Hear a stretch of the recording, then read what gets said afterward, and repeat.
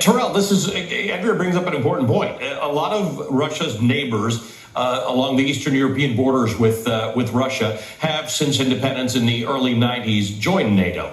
Ukraine's not one of them. Ukraine has had fits and starts. It's had two revolutions. It's had pro-Russian presidents whom they've elected, whom they've thrown out. It is a country that now would like to be very much be part of Ukraine. And if you look at this map about what the NATO alliance looks like today, you can see Belarus right above Russia, right above Ukraine, is Russian allied, and Ukraine is not a NATO member. What happens now? Because they're not a NATO member, and it looks like Russian troops are about to come over their eastern border.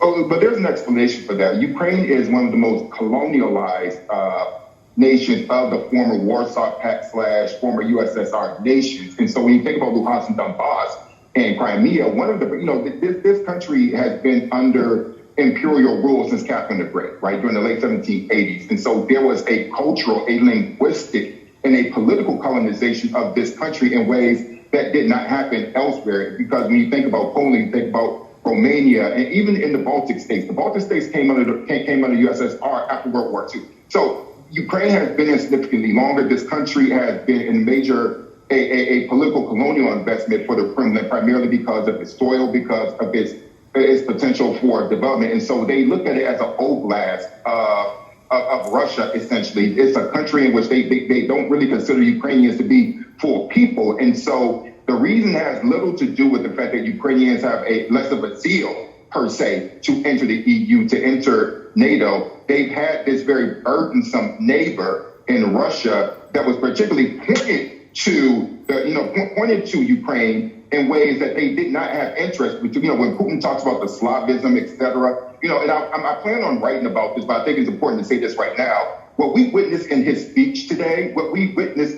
in his essay about Ukraine last summer is what I call Putin's critical Ukraine theory. He has really completely reconfigured the ways and fantasized the ways that he thinks about Ukraine, and it's pretty psychotic. It's pretty much like a Southern race. It's pretty much like an American racist in the ways that they're making up things about race in America. This is the very same dynamic that's taking place in Ukraine. And one of the reasons why I think people are not looking at it that way is that people look at this country and think that it's pretty much whitewashed out of being colonialized and out of being, out of being discriminated against. But that's what he is. He's pretty much a Eastern European version of a race that we would see in our own country.